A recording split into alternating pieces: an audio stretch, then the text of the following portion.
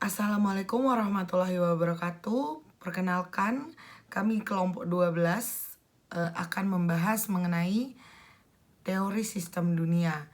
Kelompok kami terdiri atas 4 orang. Yang pertama, saya sendiri, Fanti Yuniar Maulida. Kemudian ada Baik Nadia Indra Sukmawati.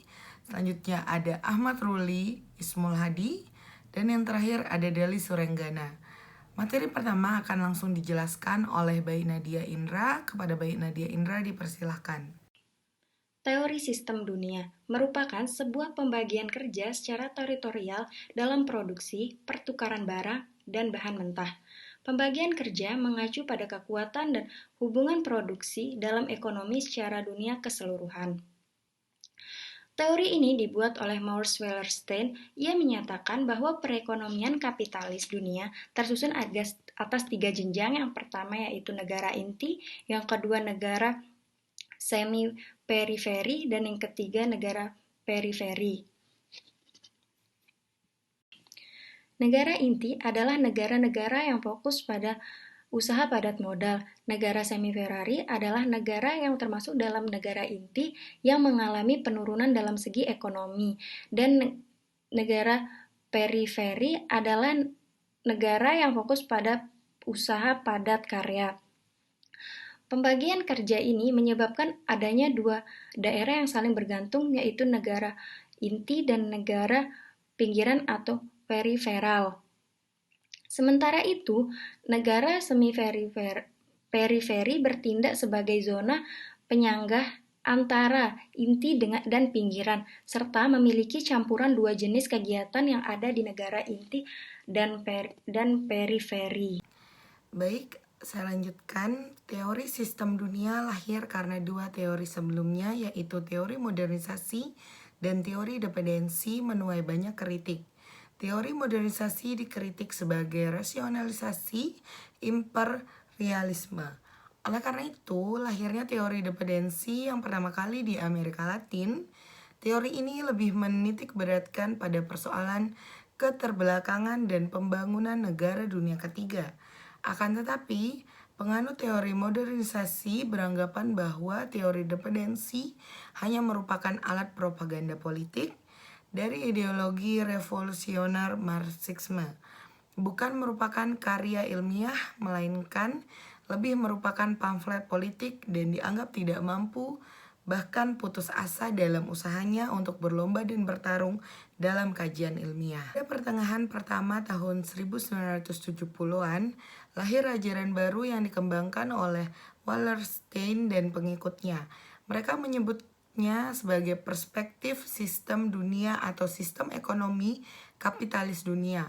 Menurut Kaye, perspektif yang dirumuskan Wallerstein ini lahir dengan cara mengambil intisari dan menyerap pola pikir dari dua tradisi pemikiran yang dahulu ada, yakni pola pikir pembangunan negara dunia ketiga, neo-Marxis, dan ajaran Annales Francis. Bagi Wallerstein, perspektif sistem dunia bukan merupakan teori, tetapi sebuah protes melawan kecenderungan terbentuknya struktur pemahaman dan pengkajian ilmu sosial dari lahirnya pada pertengahan abad ke-19. Negara inti. Negara inti merupakan negara kapitalis dominan yang mengeksploitasi negara periferi dalam hal tenaga kerja dan bahan-bahan mentah. Negara ini paling diuntungkan dalam sistem ekonomi kapitalis. Sebagian besar negara di Eropa Barat seperti Inggris, Belanda, Prancis, negara-negara tersebut merupakan kawasan inti pertama. Secara politik, negara-negara tersebut mengembangkan pemerintahan pusat yang kuat, birokrasi yang ekstensif, dan tentara yang besar. Kemudian, negara pinggiran atau periferial. Negara periferi bergantung pada negara inti dalam hal modal. Karakteristik negara ini ditunjukkan dengan industrinya yang masih terbelakang. Negara periferi tidak memiliki pemerintahan pusat yang kuat atau dikendalikan oleh negara-negara lain. Bahan baku diekspor ke negara inti dan bergantung pada praktik kerja koersif. Negara inti mengambil sebagian besar surplus modal yang dihasilkan oleh pinggiran melalui hubungan perdagangan yang tidak adil.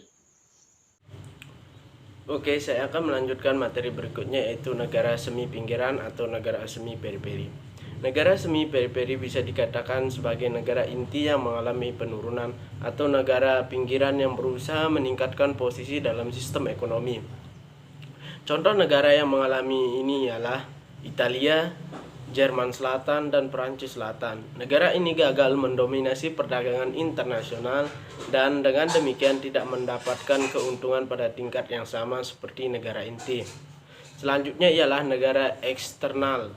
Negara ini mempertahankan sistem ekonomi mereka sendiri sehingga berada di luar sistem ekonomi dunia modern. Rusia merupakan negara yang berbeda yang berada pada sistem ekonomi ini. Rusia memasok gandum untuk pasar dalam negeri. Gandum ini juga diperdagangkan dengan negara di Asia dan Eropa. Akan tetapi, perdagangan di dalam negeri tetap lebih penting dibandingkan dengan perdagangan dengan negara lain. Kekuatan Rusia yang besar ini membantu ekonomi dalam negeri dan membatasi pengaruh dari luar.